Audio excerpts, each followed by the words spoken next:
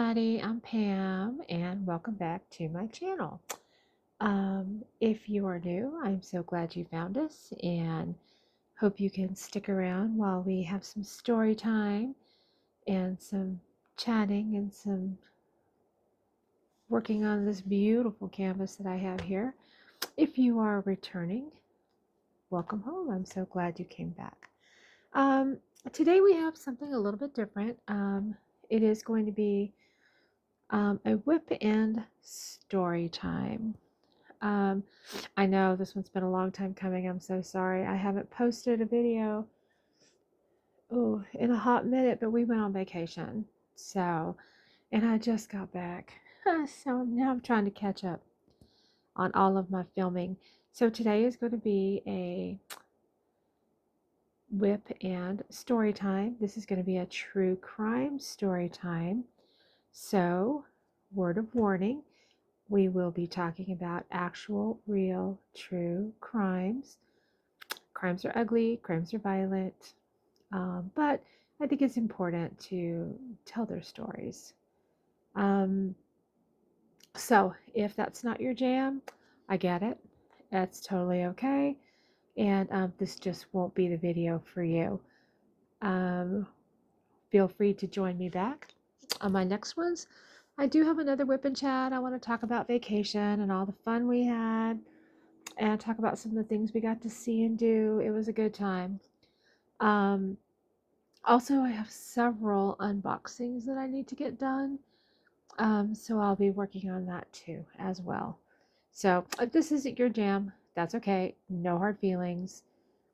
Feel free to join me for the next one. So if you are like me and you enjoy listening to some true crime while you diamond paint, then this is the video for you. Excuse me.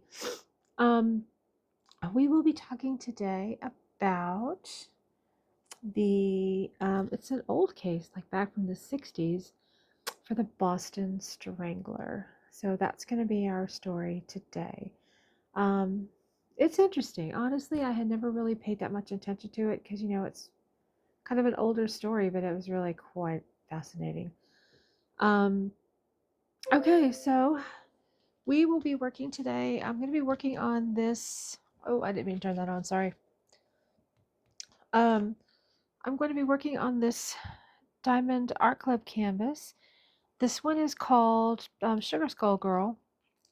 It is a 22 by 28 or a 55 by 8 by 70 by 7. The artist is Molly Harrison, and I'm going to be working on her today. I think I can maybe pan you a little bit so you can kind of see.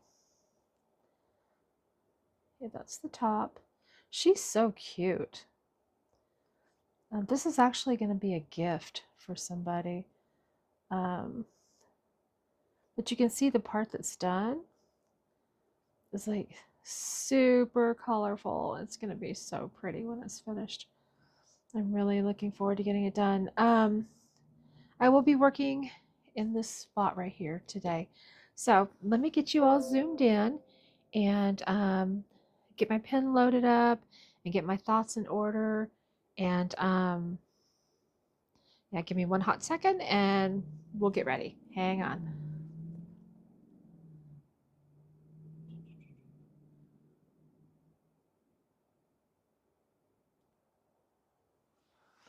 Okay, I think this is pretty close. Close enough that you can see the field here while I work. Okay, so um, she is super colorful. I've gone ahead and I've pulled all my colors out. I'm using this cute little pen I got from Etsy. I love it so much. It's really lightweight. It's really nice. I like it. So, for today's story, I'm just going to be using wax today. Most of the time I usually use putty in the back, but I actually left it downstairs, so I think this wax will work just fine.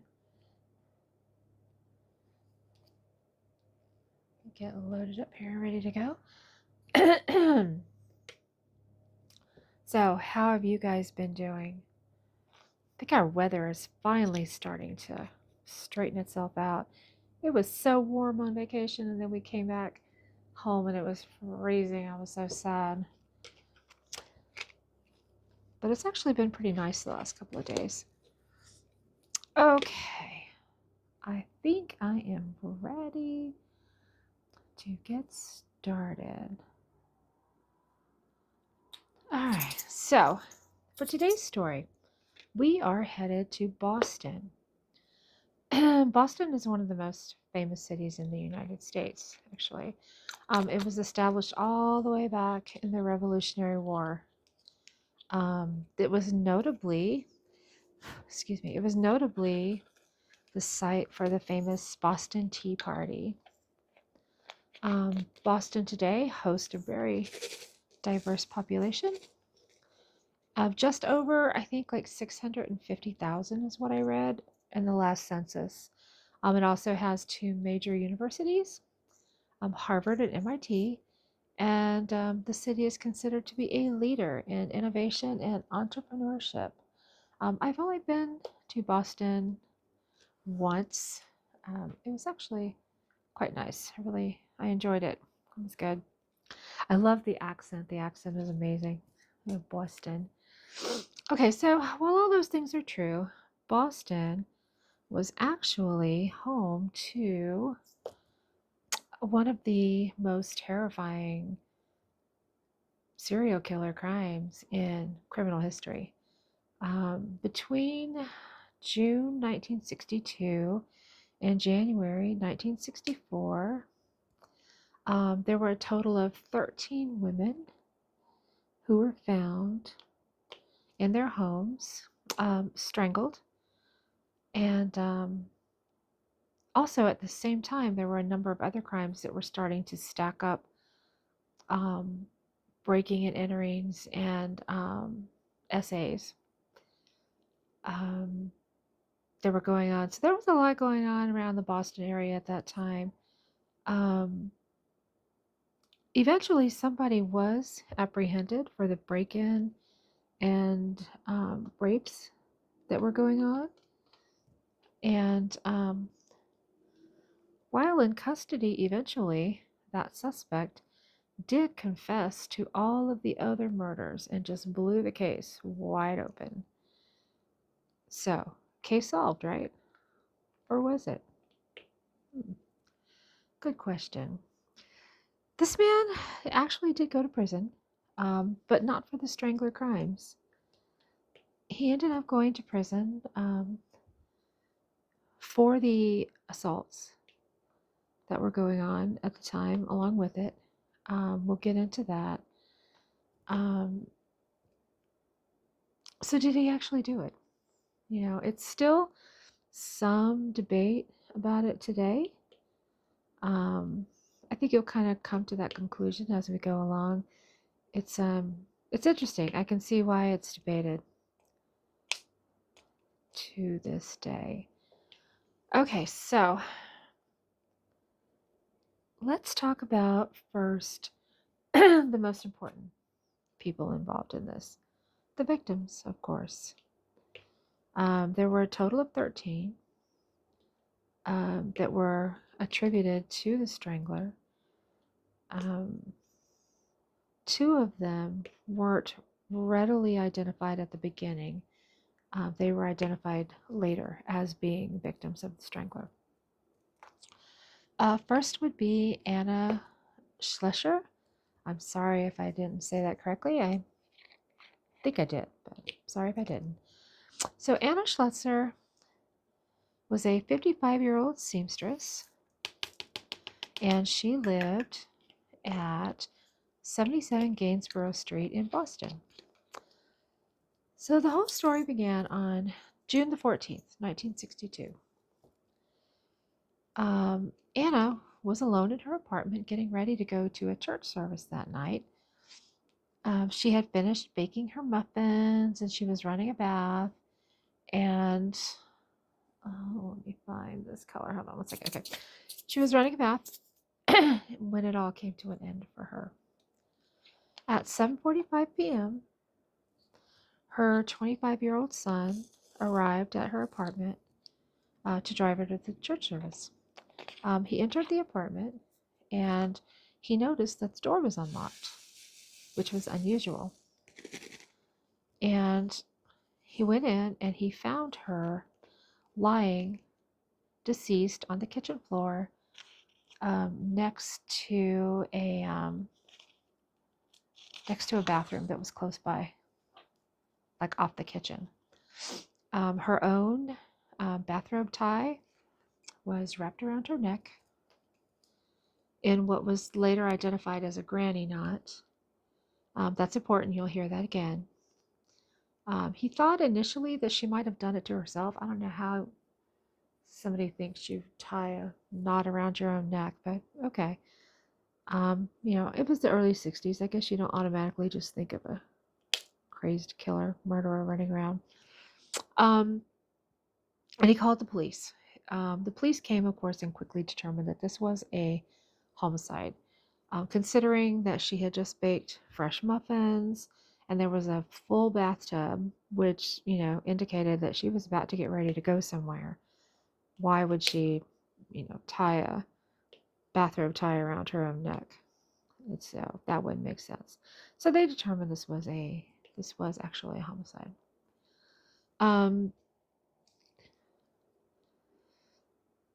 So she was the first one that was found. Next would be Mary Mullen. Mary Mullen, technically in the timeline, is the second victim. She was not originally identified as a victim, though, until later, once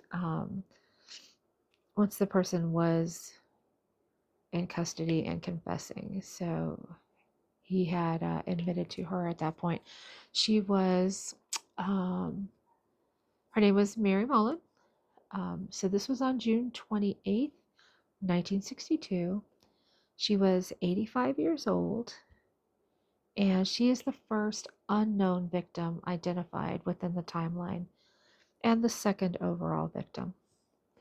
He attacked her at her home at 1435 Commonwealth Avenue in Boston. I think the reason they didn't originally identify her is he actually kind of didn't get to finish with her. I think he was assaulting her at the time, and the autopsy actually did call her death related to a heart attack. So it seems like the fear and the stress of the whole attack actually was too much for her 85-year-old little heart, and she did have a heart attack. And that's what her cause of death was listed as. Next would be Nina Nichols. Nina Nichols, this was June the 30th.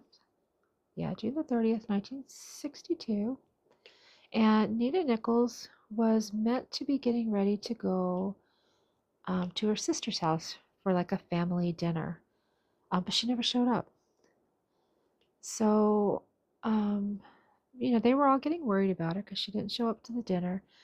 And Nina's sister and her husband called the superintendent, excuse me, to her apartment building and asked her to please go check on her. And this apartment building was at 1940 Commonwealth Avenue in Boston. And they asked the super if he could please go check on her. So the super heads on up to the apartment and on the fourth floor, and he let himself in. And he was greeted with the horrific vision of Nina lying on a bedroom floor with one of her stockings wrapped around her throat, again tied in a granny knot. So, you can kind of sense that's kind of a thing with him.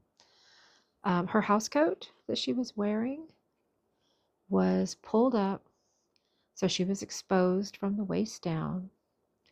and she had been assaulted. The police were called. They examined the scene and once again determined, obviously, this was a homicide. She was 66 years old. Following that, the next one is Helen Blake. Helen Blake was the first killing that actually took place outside of Boston. She was in the city of, I think it's Lynn. It's Lin. So I'm assuming it's pronounced Lynn. Forgive me if I'm wrong. And it's about, from what I could find, it's about 10 miles like northeast of Boston. So it's like right outside. So her neighbors noticed that they had not seen her at all that weekend, which was kind of unusual, and they were, getting a little bit worried about her. It struck them as strange, but they didn't really do anything about it until July the 2nd.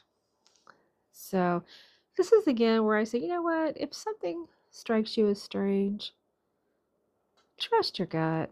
Just go with it.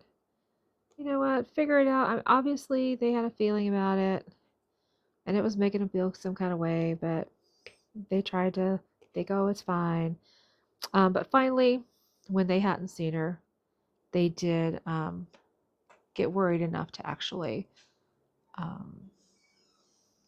try to figure out what happened to her. So they borrowed a key from the super. That's kind of weird that you would have like supers in your building that could just go straight into your.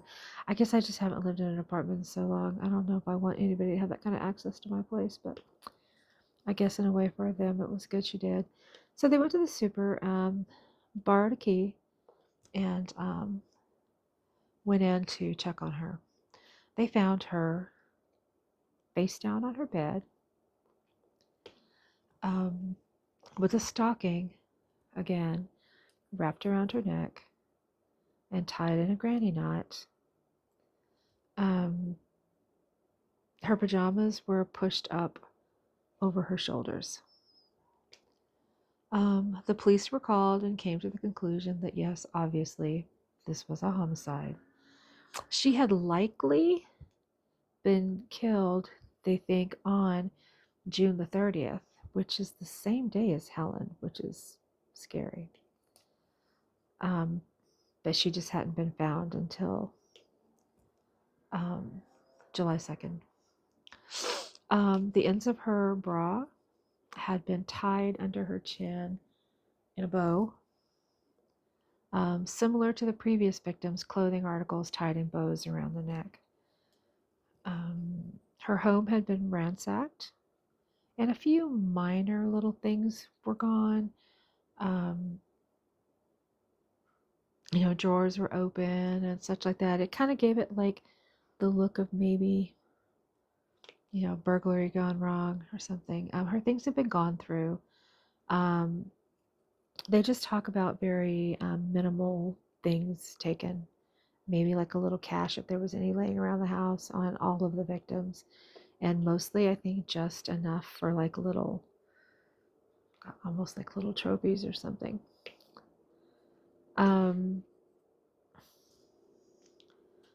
So then the next one, so there was no more murders for a little over a month, until August the 22nd, 1962. And on that day at 7 Grove Street in the west end of Boston, another body was found. This was 75-year-old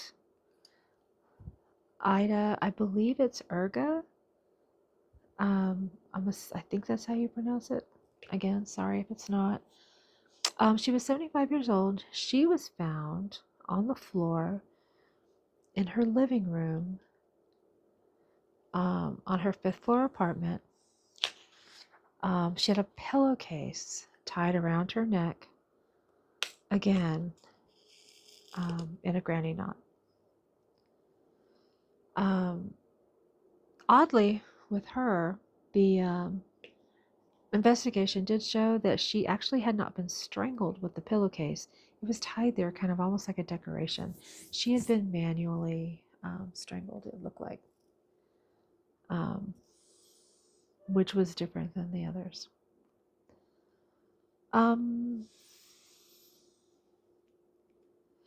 It was also determined that she had been dead for several days, putting the time of her death most likely August the 19th, which is just before the next victim, who was discovered on August the 30th. And her name was Jane Sullivan. Jane Sullivan was 67 years old, and she was living in a first floor apartment in the Boston neighborhood of Dorchester. She lived just across town from the previous victim, and like most of the previous victims, she had been strangled with her own stockings, and they were still wound around her neck and tied with a granny knot, same as the previous ones. It was determined that she had been dead since probably the 21st, leaving her, unfortunately, in her home for 9 days before she was found. One of the big differences in between her and the previous victims was Jane was found posed. The others had like the clothing kind of like pushed up, or, of course, like the bow, tie around the neck that you hear about when you hear about the Boston Strangler, but they weren't actually like posed in a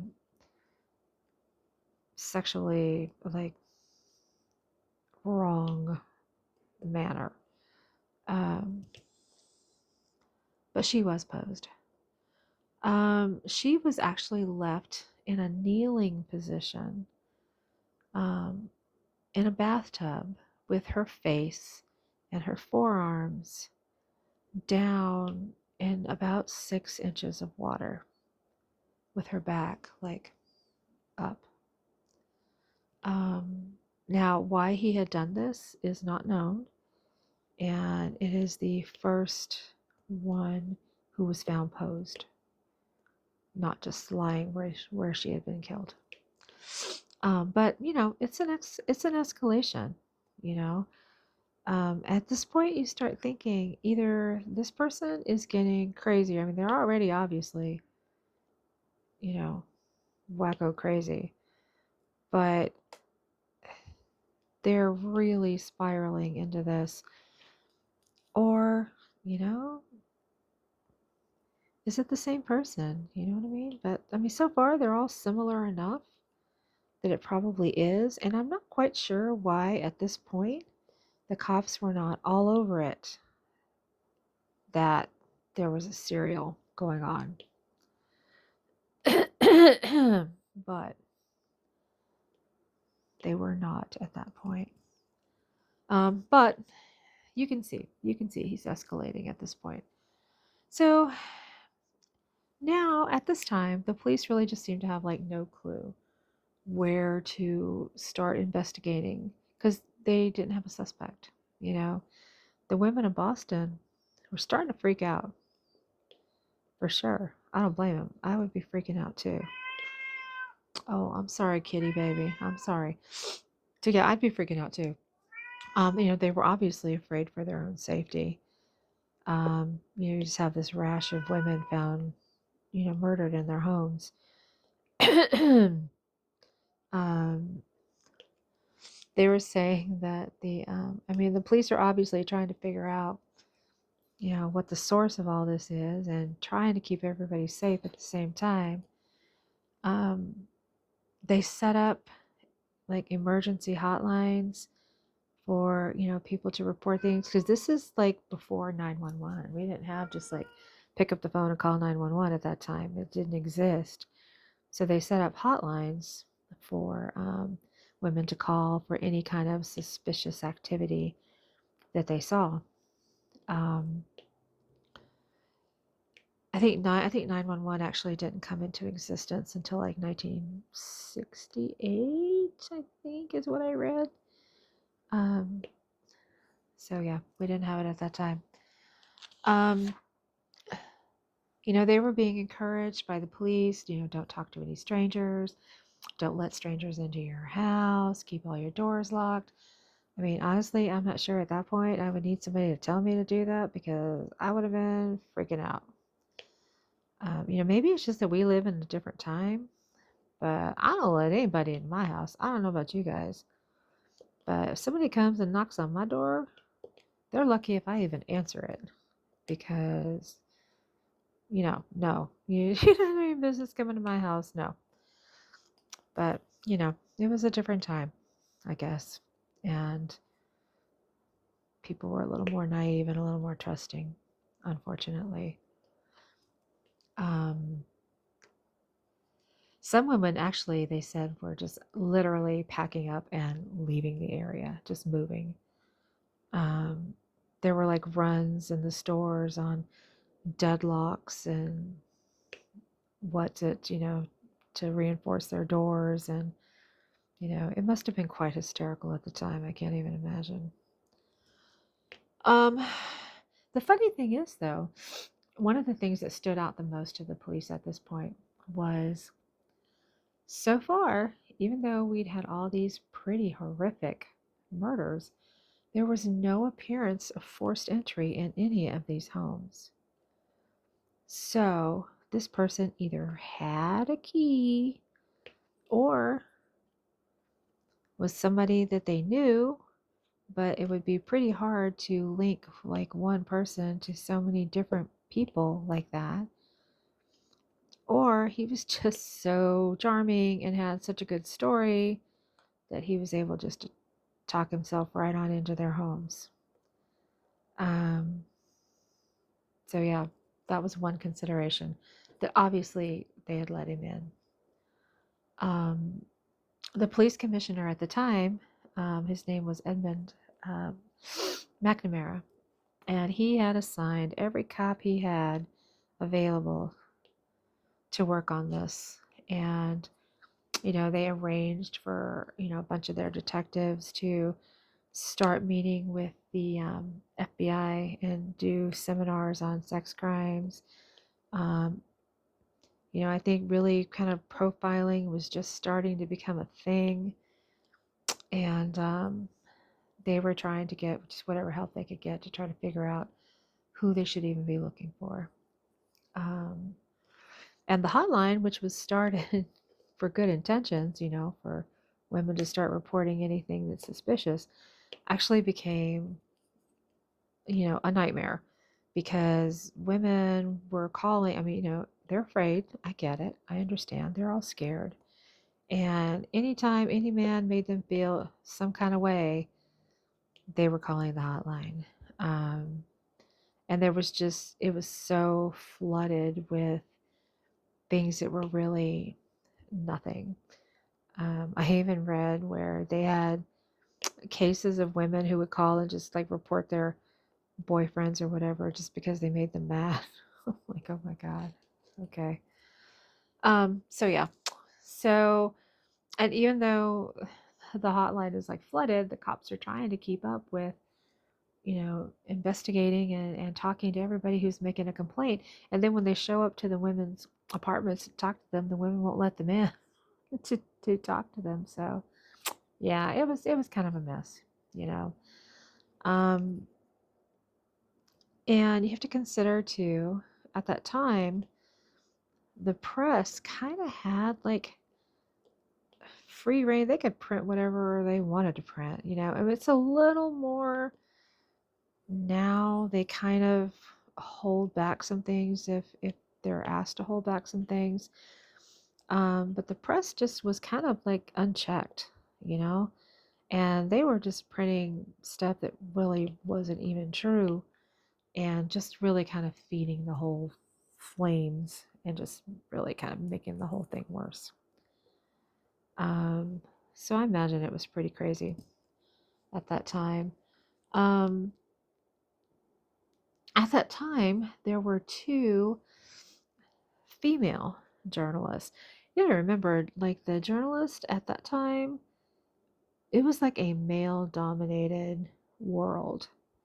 And there were two females that kind of stood out at this time that were trying to make some kind of sense out of this whole mess that was going on. Um, this was Jean Marie Cole and Loretta McLaughlin. And, they kind of stepped up. They stepped up at that time to try to make some sort of sense out of all the crazy reporting because it was ridiculous. Um, McLaughlin went like, up at their editor, sorry, and, to promote the idea that they needed to warn the public about, kind of things to watch out for and how to keep themselves safe, and that they wanted to write an editorial on this and get the information out there. Um, their editor wasn't like completely on board with all of their thoughts and efforts that they wanted to do. Okay, sorry about that. My phone just, had a little seizure right here. Sorry about that. I had to make some adjustments and get back on track. Let me turn my light back on. Okay, so I'm pretty sure I was talking about the two female reporters, Jean Marie Cole and Loretta McLaughlin. So they stepped up at that time to try to make some sort of sense about, like I said, kind of what was going on, um, and try to see if they could figure out something to help just this like panic that was going on. So they decided to take a look at the case, um, examining all the information, and they came to the conclusion that they think this was certainly, one person who was doing all this. Um, so McLaughlin went to their editor and it's like, hey, I think we really need to, write some stuff about this and, let women know kind of what's going on, what they can do to, help themselves and see what we can figure out about this crazy man running around killing all these women. Um, yeah, so their editor wasn't feeling it. I mean, you got to remember these are women, and this was a male-dominated world, and he kind of just blew them off, really. Um, I guess it's the times, I suppose. I don't know. This is '60s. Anyway, McLaughlin actually said decades later, and of course the editor like completely disputed that he had said that he had said that there was no worth in writing a series about four dead women who were nobodies. That why bother, you know?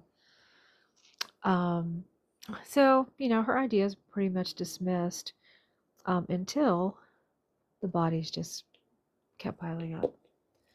Um, the next one that was found, um, her name was Sophie Clark. She was found on December the 5th, 1962, 4 months after the last victim was found. So, I guess he took time off for the holidays. I don't know. Sophie was discovered in her home at 315 Huntington Avenue in the neighbor of Back Bay in Boston. So there were some similarities in her case. I mean, it was the whole clothing with the granny knot wrapped around, tied around the neck. Those things didn't change. But there were four decidedly very different things about her. And this is one of the things that has caused, people to question, is it the same person? First of all, her age, right? All of the other victims were older women. The youngest, I believe, was 55, and the oldest was 85. And Sophie was only 20 years old, and she was a nursing student.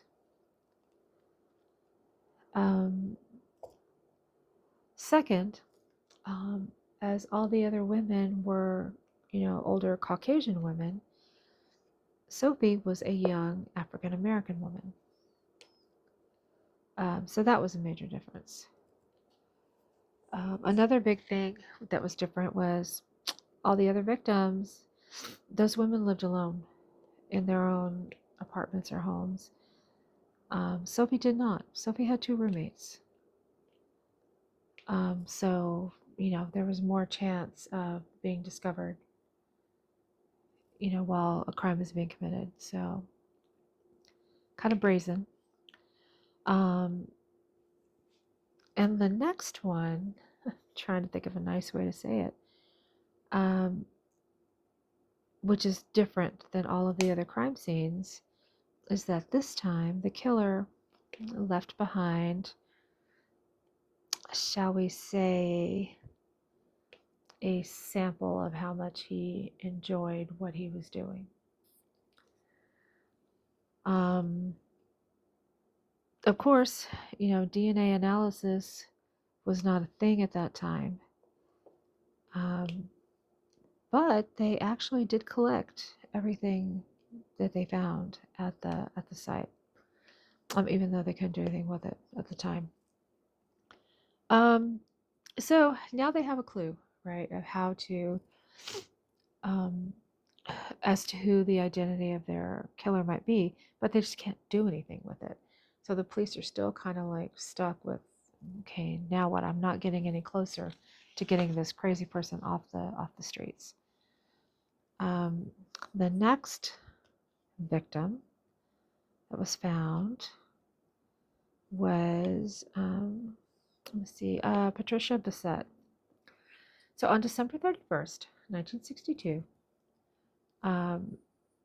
her body was found in her home at 515 Park Drive in the exact same neighborhood where Sophie lived.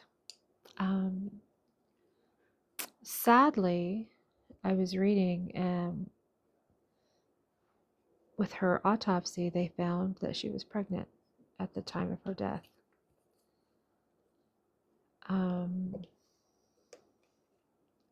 So, yeah, even more tragic.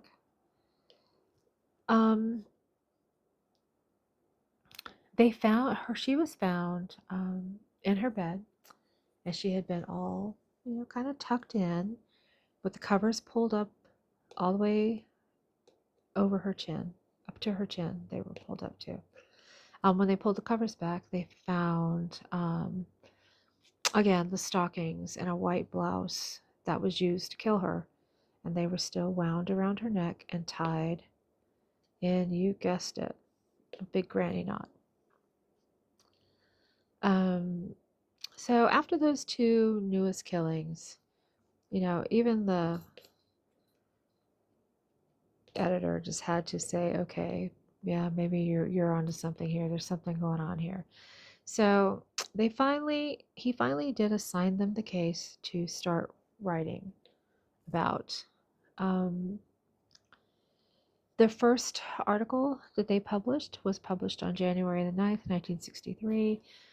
It was on the front page, right? And the headline said 2 girl reporters analyze a strangler. Of course, they had to point out that they were girls. But whatever, at least they got their message out there.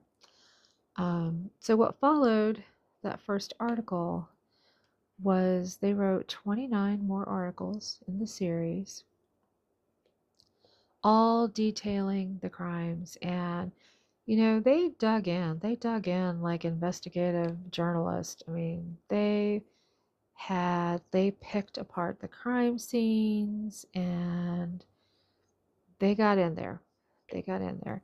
And that's kind of good and kind of bad at the same time because, again, the press was kind of unchecked at that point and they just kind of posted whatever. And I think sometimes you can overshare and you can post too much. I'm a big believer and you got to keep something back for guilt knowledge, you know? Um, and if you post everything, then how do you know when somebody's telling the truth, right? But I digress. Um, so they released all these details, even details that the police had held back. They made everything known through their articles, including the names and ages of the victims and their time and causes of death, where their bodies were found, what they were wearing, um, when they were killed, and the probability of assault. Through every article, um, they stayed convinced that the person who was doing this had to be a single, intelligent psychopath with a history of sexually deviant behavior. Wow, you go, girls. That's almost bordering on profiling, so good for you. Um, so that was the story they were going with. He also seemed to have a preference, as all the women he targeted were single, orderly, well groomed, self sufficient, and respectable. I can see that. I can see that. But, they were also of different ethnicities and different ages, which to me seems almost like a deviation from the original victims to me. So, I mean, is this a case of just escalating? Is this a case of more than one cook in the kitchen, if you get what I mean? Um, I don't know. I mean, you have that common theme of granny knots, but they're also releasing all this information out into the public. So, I mean, it would be kind of easy for somebody just to copy it, right? Right? But anyway, I digress. Um, yeah, but I think that's a problem. I think that's a problem in releasing too much information. Um, the police department also did not appreciate that these women were basically calling them out for, not, I guess, really taking it seriously enough in the beginning, which, if the shoe fits, man, wear it. Um, they were also displeased with the amount of detail that was revealed to the public. That's valid. That's valid. I mean, I'm not always I'm not going to like say that the cops did a great job if they didn't. Um, but that's valid. I do believe you need to keep some information back. You don't need to release everything. Um, I mean, really, I mean, how do you determine if somebody comes to you and confesses and they tell you everything in great detail? Well, yeah, but I read it yesterday. So how do you know if I'm telling you the truth or not? You know? Sadly, Jean and Loretta, they caught quite a backlash from all the controversy. They were getting all kinds of creepy letters and threatening phone calls, and I'm sure they were victims of like the good old boy network that was going on around there at that time. Um, but tough girls. They got through it. Um, the articles did their job. They informed the public of what they had a right to know. And they also were the ones that kind of led to the whole nickname of the Boston Strangler. Um, so more bodies, more bodies. I know it's a lot. It's a lot. And I guess it's like now it's kind of like, as much as I hate, so much technology and stuff that we have, and how much I hate, kind of like Big Brother's watching all the time. Dude, at least there's cameras. Okay, there's cameras everywhere. You can't swing a cat without a camera seeing you. So, yeah, it's almost unfortunate that it wasn't like that then. Maybe they'd have seen something. Anyway, so Mary Brown is the second unknown victim. She was not originally attributed to the Strangler. That only was because after um, he was apprehended, he confessed to her death. So she was found strangled and raped 25 miles north of Boston in March of 1963. Um, she was strangled in her home um, at 319 Park Street in Lawrence. Um, but here, I don't know, again, this becomes almost like, is it trying to be different, or is it just a different cook in the kitchen? She was stabbed numerous times also with the strangulation. And she is the first for that. Next would be Beverly Salmons, I believe is how you say it. Um, she was a 23-year-old, so another young girl, 23-year-old university student in Boston. Excuse me.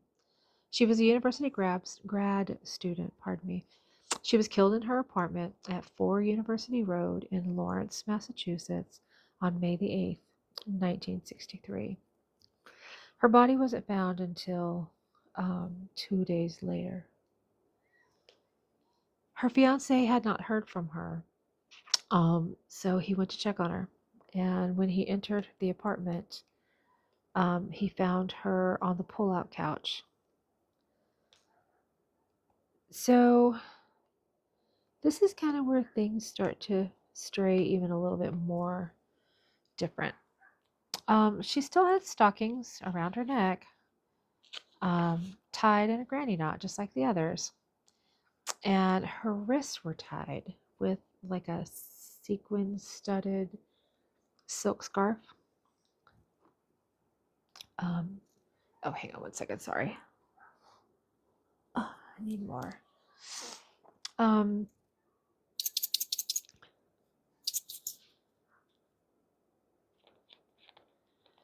oh, sorry. Okay. Anyway, so yeah, her wrists were also tied with a sequin studded silk scarf. Um, However, the stockings were not what killed her. They were just there again, like tied as like decoration. Um, she had been viciously attacked. And as his killer made his way inside of her home, it was determined that she had been stabbed a total of 22 times and a cloth stuffed inside of her mouth. Her body was staged afterwards, as much as the later ones are like being staged. I mean, it's almost like it would raise suspicion of it being a copycat, okay? Because I mean, she was stabbed, she was this, and then they just like tied that bow around her neck, which isn't even what killed her. Um, it was later verified that this was done by the same person, but at the time, it made people think, hey, what's going on? Is there more than one person doing this? Um, Evelyn Corbin was next.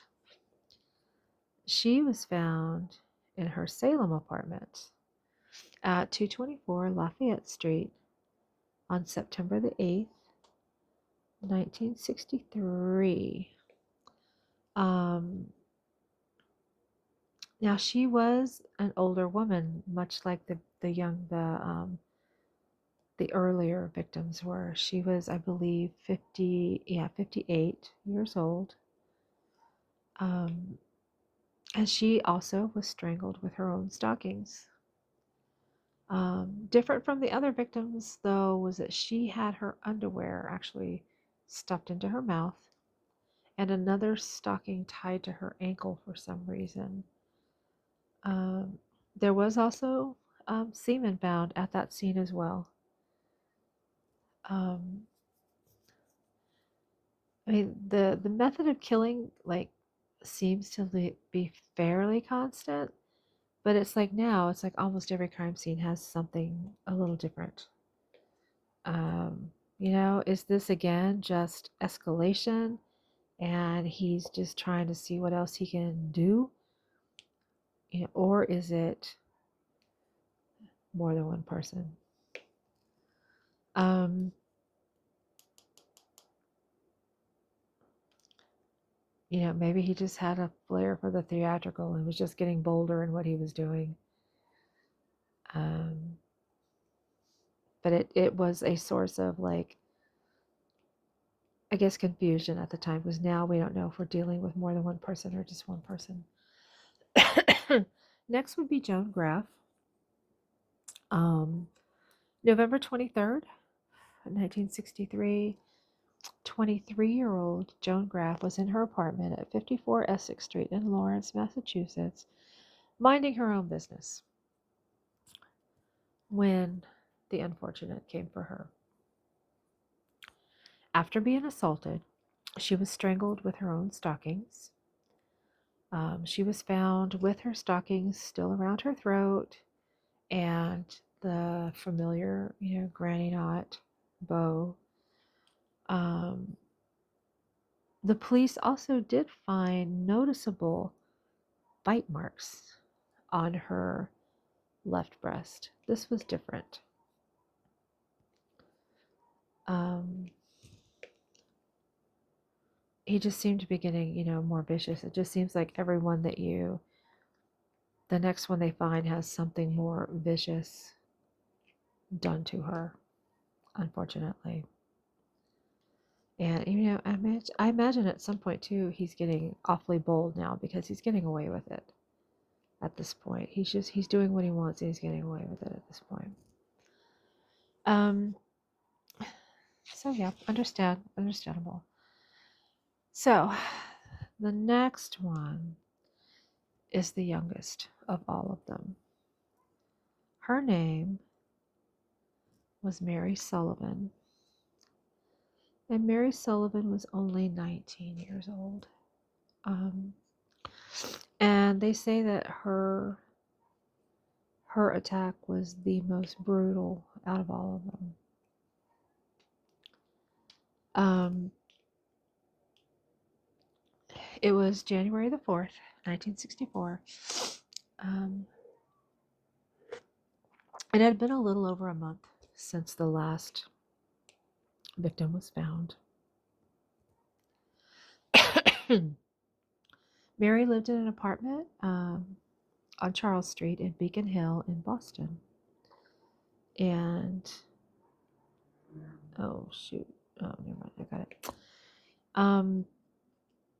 And she lived there again with two roommates. She didn't live alone. She had two roommates. Unfortunately for them, her roommates were the ones who found her. When they came home, she had been posed. She had been found deceased, sitting on her bed with her back like against the backboard. She had been strangled with dark stockings and again tied around her neck with a bow. She had also been assaulted with a broom handle, which is a very brutal escalation now. This was even more disturbing. This whole scene was even more disturbing when they noticed that a Happy New Year card was wedged in between her feet where he had posed her feet. The same other things were were the same. I mean, like a slightly ransacked apartment, a few little piddly valuables taken, and the victim had been strangled with her own clothing, which were tied into bows. So that was all the same. So these have all been similar enough to be counted as coming from one person, right? I mean, even though it's still kind of debated that they are different enough that it could have been more than one, or it could have just been one person, like crazy escalating. Luckily, at the exact same time that the Boston Strangler case was going on, another series of crimes were taking place all across Boston. So it wasn't just the Stranglers. This was the end. This other string of crimes is what actually blew this whole case open. So now Boston is running crazy, right? Scared over the whole Strangler thing. Another string of crimes had started about 2 years previously, before the first Strangler victim was found. It started in Cambridge, Massachusetts, where multiple women fell victim to sexual attacks. Okay. When they were interviewed, the women would all describe him the same way: a white man, late 20s, decently attractive, with what they called a silver tongue, meaning he was very persuasive and very pleasant and very nice. So he would go door to door. Again, ladies, just don't answer your door. Just don't do it. Um, and he would wait for the occupants to answer the doorbell. If it was a man who answered, he would just apologize, say he had the wrong place, and move on. Okay. But if it was an attractive young woman, he would introduce himself as a talent scout from a modeling agency who just happened to be going door to door looking for new models. Yeah. Um, so what happened next depended solely on how they responded. All right. If they said no, he simply accepted it and went on his way. If they said yes, he would want to continue the talks. He would smile, say he needed to come in and take their measurements. Right. So these women would allow him inside of their home, which is mind-boggling to me, but yes, they did. And they would wait while he gets his little tape measure and gets his little things that he needs to measure them. So the next thing you know, he's all up in their personal space, feeling them up while he's measuring them. Yeah, no. So thankfully, this gross little man was actually caught in March 1960 while breaking into a woman's house. Um, he fessed up. They called him the measuring man. This, which the media had named him the measuring man. And when they caught him, he fessed up to it. And he said, yeah, that was him. Um, he was sentenced to 18 months in jail, and he served, I think, 11. Yeah, he served 11 and was released on good behavior in 1962. Um, this man's name was Albert DeSalvo. Okay. He was born on September the 3rd in 1931 in Chelsea, Massachusetts. And I'm not making excuses, okay? I'm not making excuses at all. But Albert had a rough upbringing. I mean, I'm not excusing his behavior, but he was subjected to some pretty dark stuff as a child. His father, Frank, was a violent alcoholic who would make their lives just, miserable, miserable, miserable. I mean, he would beat his wife and he would make the children watch. He literally broke her fingers while the children watched this. He even at one point knocked out several of her teeth, again, while the children were watching this. And he was a teacher. I mean, like, How sick. Oh my God. Make me want to cuss on my own channel. I have to watch what I'm saying because, I mean, oh my God. That's so sick. They said that he would even bring home like working girls and make his family watch him. That is just like, that's some level of sick. I can't even. I just need to stop. Um, so Albert had started like shoplifting and stealing as he got older.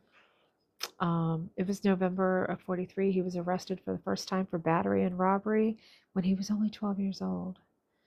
He had been sent to the Lyman School for Boys. Less than a year later, he would be paroled and then got sentenced there again in 1946 after stealing a car.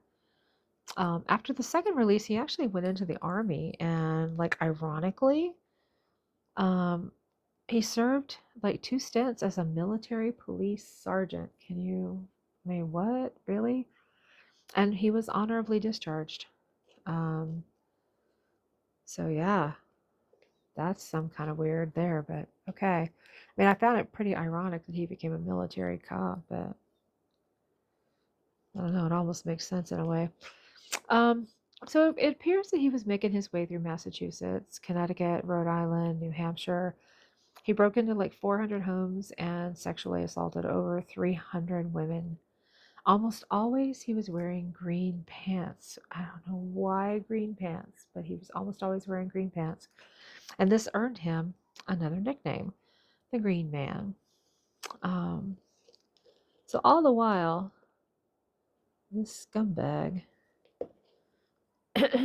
was loose. The police were not able to catch him, and they weren't any closer to closing the Boston Strangler case either.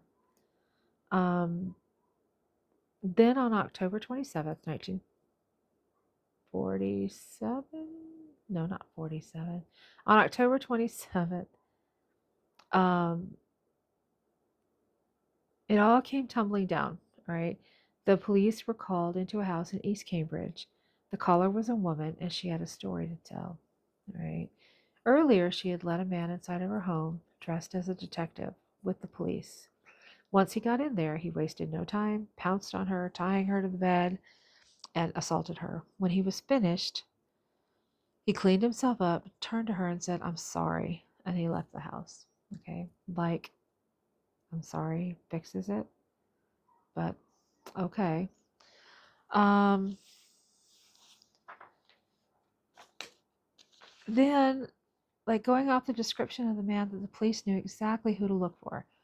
DeSalvo was arrested on November the 3rd, 1964, and see, this had happened when again? In October. Yeah, in October. So by November the 3rd, they arrested him on a charge of assault, burglary, sexual assault. Um, when he asked why he had committed this series of assaults, he said, quote, "I'm not good looking, I'm not educated, but I was able to put something over on high class people. They were all college kids, and I never had anything in my life, and I outsmarted them." End quote. Gross. Really? Oh my God. What a waste of space. I'm telling you. Almost makes me want to cuss. Almost makes me want to cuss on my channel. I have to watch what I'm saying now. So at this time, he was not linked to the Boston Strangler case at all. Not even on the radar for it. He pled not guilty to the charges. He was released on $8,000 bail. That was a lot of money at that time. Of course, now all the papers are running his photo after the arrest. Several more women came forth at that time saying that he was the one who broke into their homes and assaulted them because now they have his picture. He was arrested again on November the 5th. And at this point, his wife, yeah, you heard me, his wife, he was married and had children. Oh my God. Convinced him to confess. So he was transferred from jail to the Bridgewater State Hospital after being diagnosed as a sociopathic personality with schizoid features and depressive tendencies. He was judged to be incompetent to stand trial and was sentenced to a psychiatric facility on the 4th of February in 1965. So, how then did Albert DeSalvo get linked to the Boston Strangler crimes? Because he was not even on the radar at that time. Well, let's talk about F. Lee Bailey. F. Lee Bailey might sound familiar to you. He is a quite famous defense attorney, and he's had a long client list of notorious and famous clients. One of the most recent being O.J. Simpson. He was part of the Dream Team for the Simpson trial. In late 1965, Bailey received a call from prison. And it was from a fellow inmate of DeSalvo's named George Nasser. George Nasser made the claim that DeSalvo had confessed to him that he was not only responsible for all of the sexual assaults that he was charged with, but that he was, in fact, the Boston Strangler. Let's go with this one next. So Bailey set up a meeting with DeSalvo, who once again confessed to all the murders and took credit for being the Strangler. So he just confessed. Just said, yeah, too. It's me. I did it. Not bad. Yeah, his confession, they say, was very detailed and very accurate.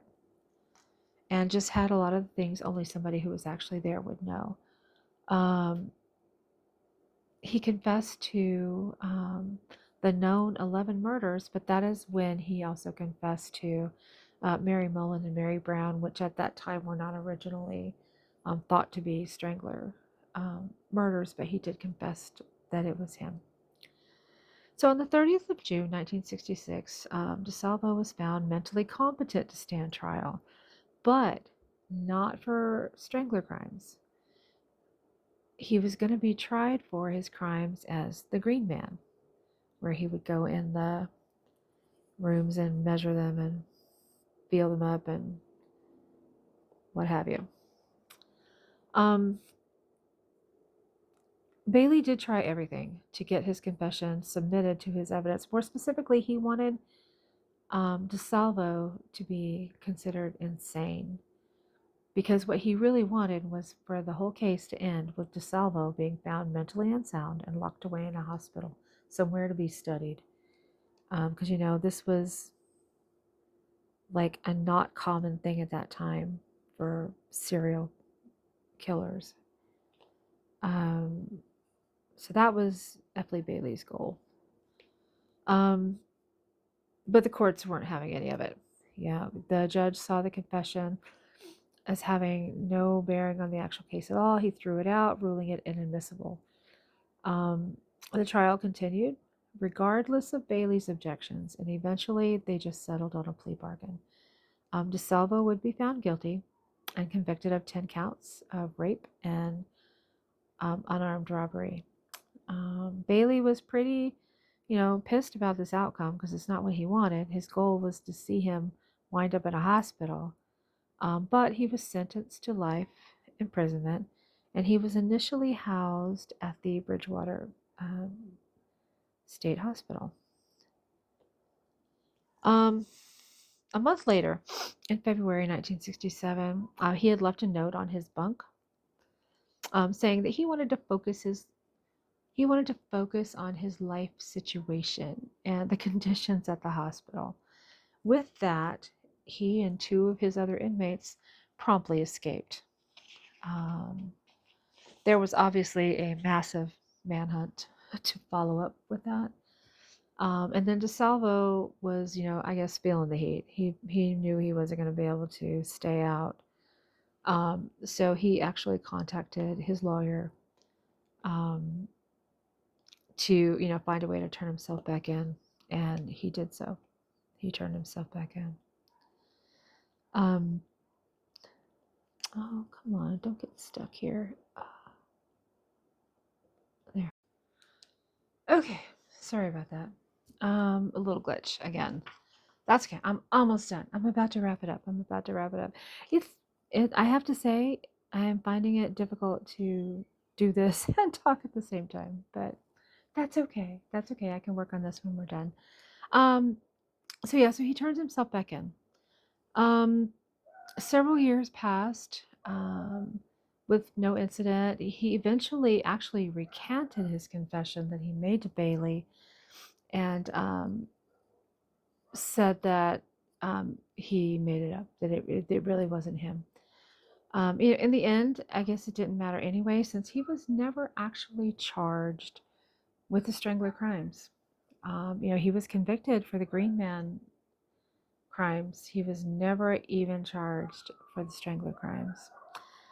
On November 25th, 1973, the body of Albert DeSalvo was found in the prison infirmary. He had been stabbed to death at 42 years of age. So, considering that nobody was ever actually charged for the crimes, it has technically not been solved. Did he actually do it? I mean, there's like lingering questions that were still debated, even some today. Was he actually the strangler? Could he have been guilty of some of them, but not all of them? Was there more than one cook in the kitchen? I mean, there was some difference in the victimology after all, right? So, was it just an escalation or more than one person? Which way was it? The first alternate theory goes back to George Nasser. So remember, he was the inmate who had contacted Bailey about DeSalvo's confession in the first place. Um, Sorry, my neighbor's dog. I'm so sorry. So he was already a murderer. He had been sentenced in 1948 to life in prison for the murder of Dominic Kermel, but he was paroled in 1961. Nasser didn't even last 4 years out of jail. He murdered a man named Irvin Hilton in Andover, Massachusetts in 1965. This time he was sentenced to death, but that sentence was actually commuted to life. So this is when he met and became friends with DeSalvo. So this means that Nasser was actually free when the killing started, and he was still free when they ended, only going to prison after the final victim was found.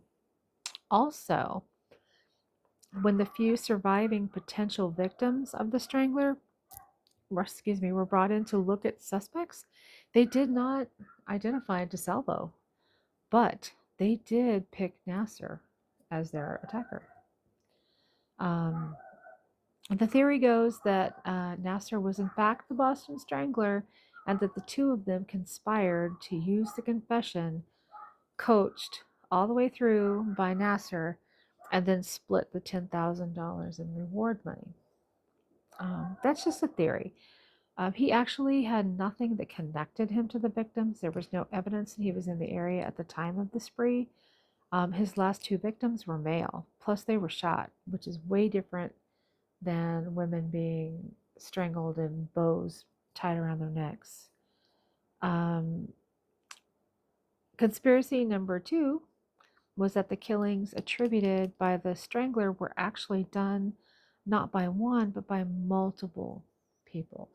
I could almost buy that just because it's so different sometimes. I could almost buy that theory.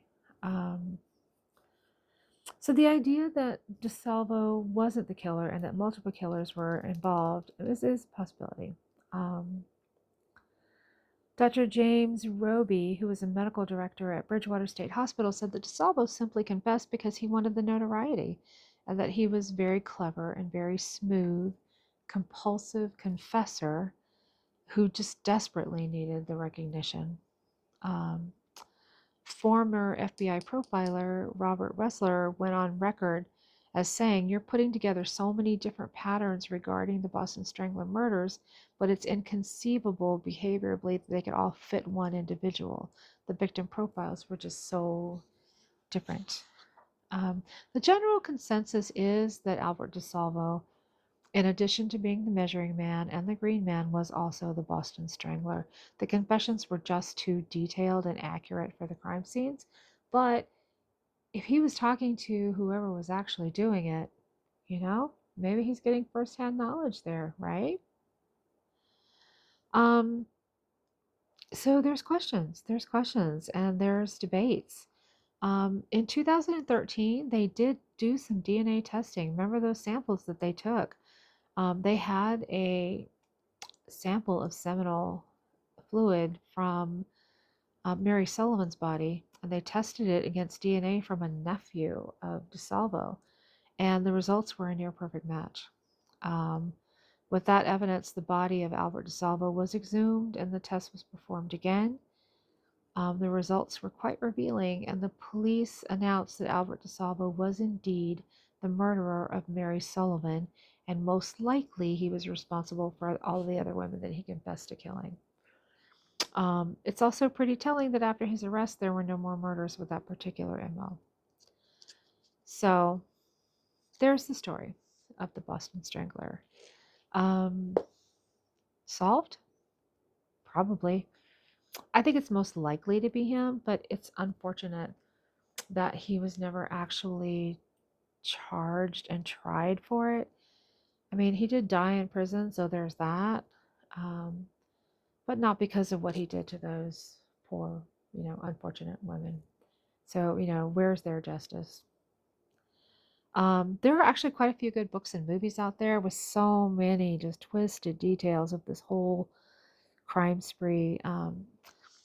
Boston Strangler is a 2023 movie um, that came out on Hulu, and it was based on the story, telling the story from the vantage point of Loretta McLaughlin and Jean Cole, the reporters. And the movie is said to be pretty historically accurate, and including details of the crimes, names of the victims, and just the sexism that they encountered. Trying to work in 1960s male-dominated world of journalism. Um, so it's a good watch. It's a good watch. I did watch it. It was a good movie. It was interesting. It was interesting. But I think at the core of everything, whether you think DeSalvo was guilty or not, and whether you think there was more than one or not, and whether you think this whole thing was messed up and somebody got away with something, the most important thing to remember are these women. So, to end this, I would like to just take a moment to remember the most important people to remember in this whole horrible tale. All right.